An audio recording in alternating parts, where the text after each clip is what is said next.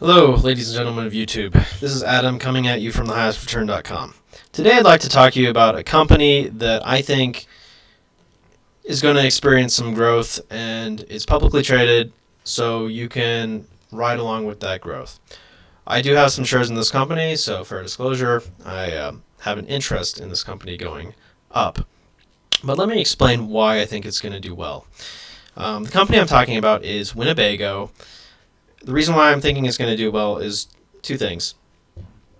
Travel, plane flights, and hotels. Those are two things that people are scaling back on. Plane flights and hotels, due to recent events that you all know about.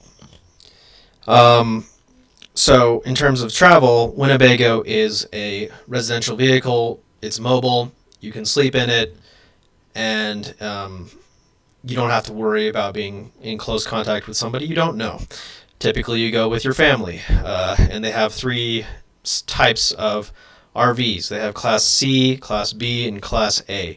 Class A are basically those school bus size RVs that cost $200,000 that rich people buy when they retire. Class C are the types that usually have maybe one queen size bed and one pull out twin bed from the couch area. They have a little kitchen. In fact, let me just show you real quick what those look like. This is Winnebago's website. Let's take a look at Winnebago. They have other brands too, but let's just look at this. This is good enough. So Class C models pretty much look like this. It's basically like driving a very large SUV or maybe a U-Haul. This little upper area here usually has a place to sleep. And then sometimes they have pull-out areas where you can pull out the back here and have another bed back there.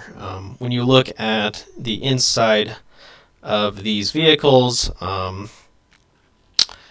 you can see that they have seating areas. They usually have a little kitchen inside, and it really depends on what size you get. They usually have a refrigerator and a stove. But anyways, I think that interest is going to increase in this type of vehicle. Not for everyone, for sure. A lot of people are going to be interested in getting back in the air and going to different countries, but I do think that there are going to be a lot of people that are more interested in controlling their own travel and lodgings. And it's not just me thinking that. I had the thought, but then I checked out the data. And the data that I'm talking about is Google Trends. Google Trends actually, anybody can use this. You can look at the search popularity for Google over time. For this year, it doesn't look amazing. It looks like, okay, last summer it was up there and then it's coming back. Sure, that's fine. But the interesting part happens when you look at the past 5 years.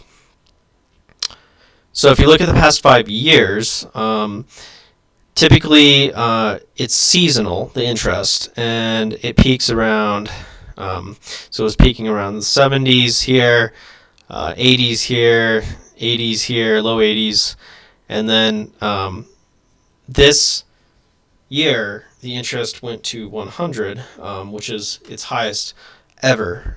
So this data point here is May 24th to May 30. And even though, if you look at the difference here from, 90 to 100, it doesn't look that much, but it could be significant in terms of profits. So this is just speculation, but I think that Winnebago is probably a solid company to look at for investment as people's minds change about how they want to travel and how they want to stay. I'm sure that you've read about Airbnb. So people who have put their made Airbnb their living have been hit super hard by this crisis, and it's really because of the fear and the lockdowns. But I think that some people will be less likely to want to congregate in close quarters with others until at least we know that the thing is not coming back. The illness is not coming back this winter. That would be great to know, but we don't know it yet. So in the meantime, I think there's going to be renewed interest in RVing and camping and really just traveling on the road with your family. So this was my thought, and that's my stock suggestion for today.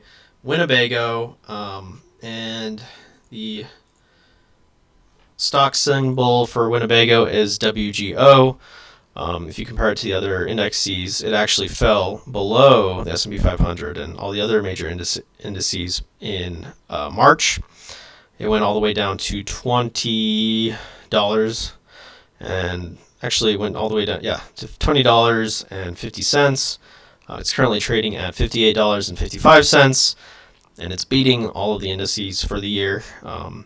And it, of course, it would have been better to get in earlier, but not everybody has that foresight, I guess.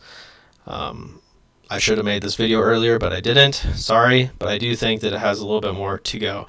So if you're interested, take a look at WGO and have yourself a wonderful day. Please like and subscribe my video if you find it of use. If not, have a wonderful day. Take care.